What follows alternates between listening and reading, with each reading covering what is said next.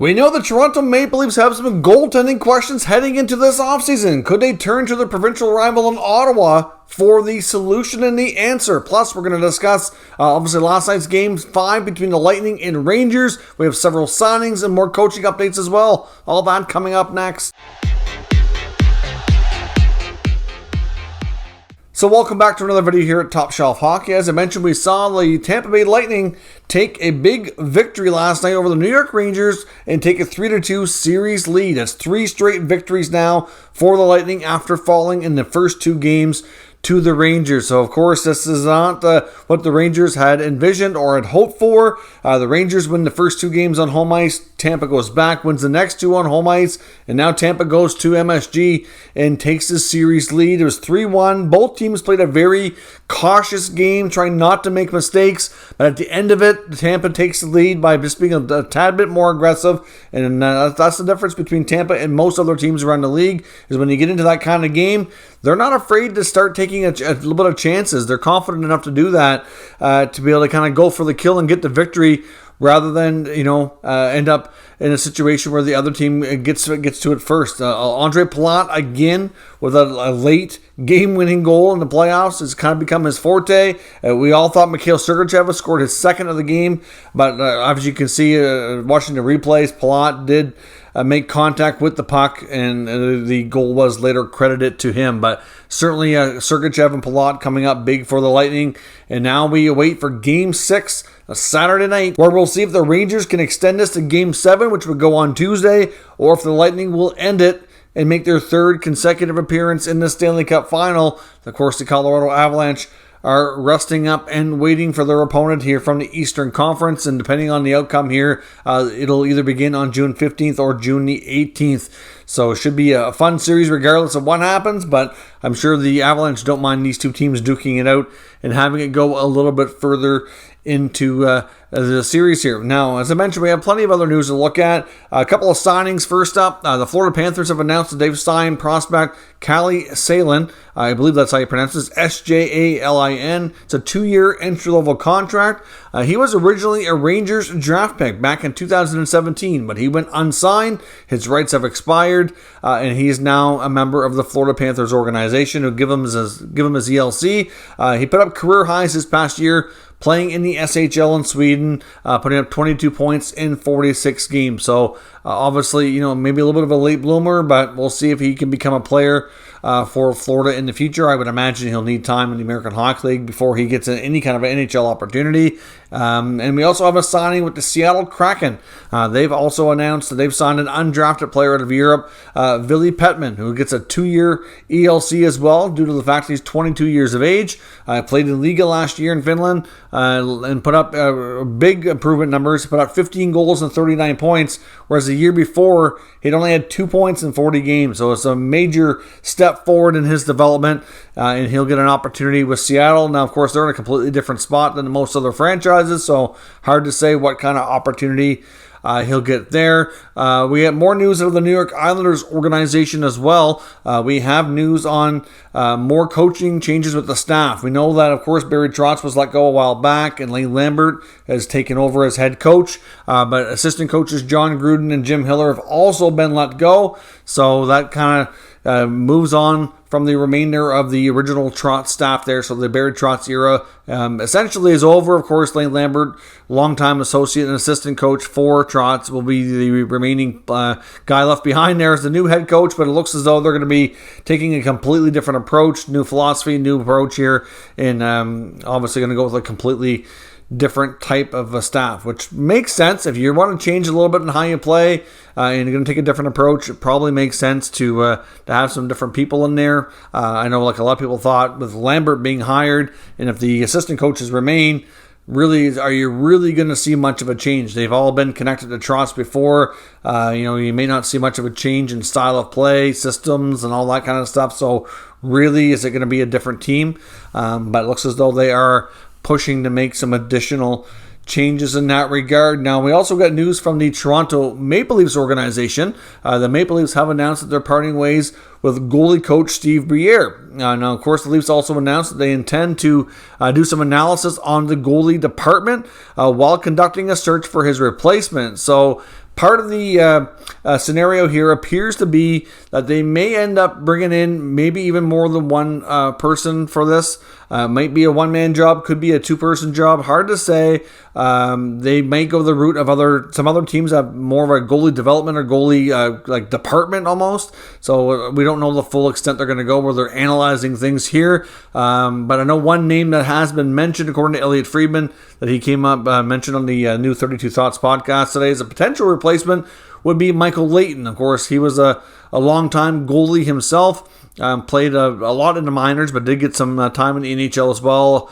Mostly known for his time within the Flyers organization, but certainly somebody who's expected to be looking to make the jump to the NHL. Apparently, he's working now as a goalie coach with the Windsor team in the OHL. So obviously, there is a connection there to maybe making the jump to the NHL. That's where he played a long time. So certainly very well qualified. And of course, more news on the goalie front in Toronto. Johnston, of course, I guess I'm TSN now, formerly of Sportsnet, dropped what I would call a little bit of a bomb on Leafs Lunch on TSN 1050 today, talking about some potential plans for the Maple Leafs in goal. So here's what he had to say now, because they were talking about the change in goalie coach, and he basically went on to say that this could be the fact that they intend to have two new goaltenders next year, that the tandem's probably going to both be brand new to the organization. He does not expect Jack Campbell to return, and figures that they're going to be doing everything they can to move on from the Peter Mrazek contract, although he did caution that it might be tough to do, and there is a small chance that Mrazek is back, but that's not optimally what they want to do. So the expectation is, and the plan is, that they're going to be two different goalies. So after having Briere be there I think he was there for 6 or 7 years, it wasn't even necessarily a case that they were really unhappy with his work. It's just, the lifespan of a coach. He said essentially a lot of good things happened. Like obviously he was able to help Jack Campbell have a few good seasons, had a lot of good work there with Freddie Anderson before him. Really helped Curtis McElhinney revive his career when he was there as a backup for a couple of years in Toronto too. So certainly it wasn't a case of that they were really unhappy with his work or anything. It's just time for a fresh start. I'm going to have some new goalies, and obviously time for revamping the whole department. So it wasn't necessarily a reflection of a job poorly done per se. But he goes on to mention, that he doesn't really see the Leafs making a big swing in the trade department for a goalie. And if they do, it's not necessarily going to be for like the names that you're hearing out there, like John Gibson, for example. Now, John Gibson's been a name that's been mentioned a lot by different reporters, and the fan base has been mentioned a lot on Twitter. I know we've talked about it a little bit here on the channel before as being a potential trade target. A Gibson trade out of Anaheim this summer is not off the table, I don't think, but it may not necessarily be Toronto that ends up making that happen.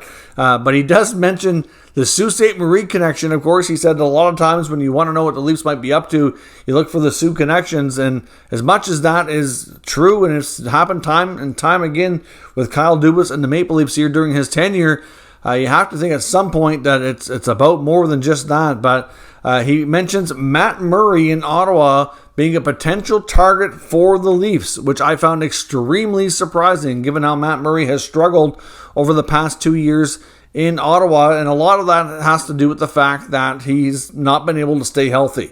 He has put together some stretches of good play, but every time he does, he gets hurt, and then he has a hard time finding his rhythm. So they might see that as a bit of a project. Now, here's the thing, though, that surprised me the most, is when you think about Ottawa trading Matt Murray, he signed a 4-year deal at $6.25 million per season. He has 2 years left on that contract. So, clearly that's a fair bit of money for a struggling goaltender. I don't know that the Leafs really can afford to take on $6 million in goal when there's talk that they don't want to pay Campbell $5 million, especially without taking a bad contract going out the door. Now, as I mentioned in a John Gibson trade, that would make more sense because he's a higher quality goalie for that kind of price tag, and the assets that they would have to trade to the Ducks to make that happen would offset money-wise. So that could be done. But if they're going to take Matt Murray, the talk here, it didn't make it sound like Peter Mrazek was going to be going to Ottawa. He made it sound like Ottawa, which is the truth here, that Ottawa has 3 NHL quality goaltenders between Murray, Forsberg, and Gustafsson. Gustafsson is no longer waivers exempt, so they are concerned about that. And Pierre Dorion has made it known that he's, possible that they could carry 3 goalies next year. But I do think we've heard enough and seen enough that a Matt Murray trade, if they can make it happen, they should and probably would make it happen. However, the way Johnston was talking on the radio, it didn't make it sound like Mrazek would be going the other way because they don't need a goaltender, right? So it wouldn't make sense from an Ottawa perspective. Now, could Ottawa retain salary? Sure. If they could retain some salary and move them along, that's something that they'd be interested in. I don't know what else would all be involved. Obviously, the first thing that comes to mind, though, when you see a team talking about taking on what you'd call an unfavorable contract is either retaining money or a combination of that and what would they want the Senators to take back that they may not be fond of. But when you go through their roster, like they're not really bad when it comes to bad contracts. Outside of the Mrazek deal, they don't look too bad. I mean, you get Justin Hall for 1 more year at $2 million. I know they are interested in moving him. There's been lots of talk about that.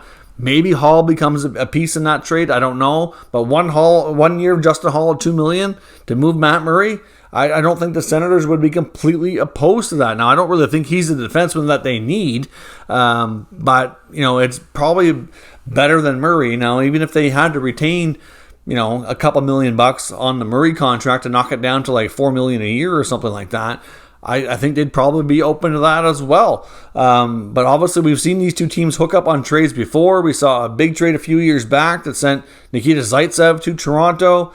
Connor Brown was with them in that trade. Sent Cody Ceci to the Leafs and others in there in that package too. Like, it was a pretty substantial trade.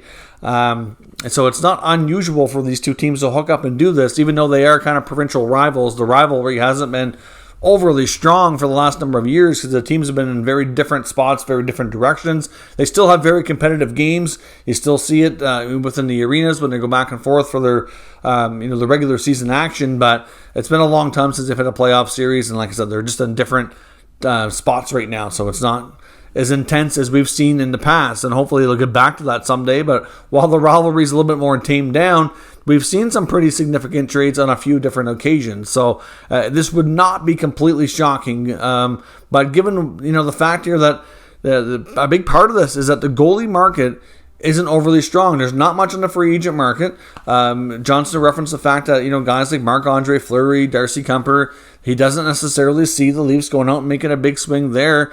And really, there's only a couple of free agent goalies that make sense. Now, he does mention Ville Husso.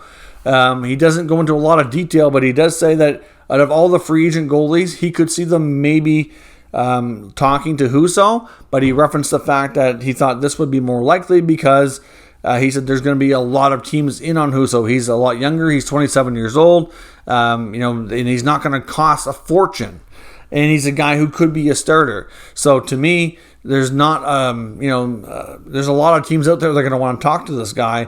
And he just referenced the fact that the stiff competition means that it's going to be awfully tough to do. So therefore, a trade for a goaltender might be more likely. And obviously, you look around the league, there's not too many guys that are a number one goalie that are likely available. And again, they're not going to be the only team looking to make a change or to add a goalie here in the mix. So certainly it does make sense, but it just, out of all the moves the Leafs have made, I don't know that they'd be happy with Matt Murray. I've seen him. I've watched pretty much every Senators game the past number of years. He just hasn't been himself. He has not been good. He's been injured a lot. And I think if they, as much as from a Sens perspective, they'd be thrilled. Sens fans would be thrilled, depending on what else is involved, of course. Caution you on that. Like I said, if the Sens have to retain a little bit of money or send a pick with it, I don't think they'd be completely opposed. I just don't know if the Leafs are going to end up being thrilled. And if they're going to end up with another, even if they move Mrazek separately, because like I said, we did talk a few days ago about Mrazek and Hall maybe being targets of the Chicago Blackhawks. Johnson does reference this as well. He doesn't specifically say Chicago in his radio piece, but he does say that there's other teams out there that are really not looking to be good next year that are basically tanking for the 2023 draft in the Connor Bedard sweepstakes, and I wouldn't mind taking on Mrazek because that's really not that much money, and they don't really care how many hockey games they win. They probably would rather lose more than they win anyway. So whatever, it works for them. And if they can get an extra asset like a second, third round pick to take it on, then that's great for them. He said they're not going to want to, in Toronto's case, would not want to give up a first rounder like they did for Marleau, but they might give up something a little bit less valuable, like a mid-round pick or maybe a prospect that they're not quite as fond of, to make that happen. So it's interesting. Could they move Mrazek out to a team like the Hawks and then turn to Ottawa and trade for Murray? Interesting time. It doesn't mean it's going to happen, but we've seen these two teams hook up before. Johnson's normally very reliable with his info, so I trust that this is at least something being considered, and I have to wonder what Maple Leaf fans would think about this if Jack Campbell leaves via free agency. Is Matt Murray the potential new goaltender in the Leafs organization next year? I have to think that more often than not here, fans are going to be like, no, and not be fond of that idea, but I'd be really curious to see what everybody thinks in the comments. I'm sure Sens fans will be happy. Leafs fans, probably not so much. Let me know your thoughts on this potential deal down in the comments. We'll discuss further. If you're new to this channel, make sure you subscribe and stick around. We'll keep you up to date with the latest news, rumors, and analysis on all 32 NHL teams. Thank you for watching, and I'll catch you next time.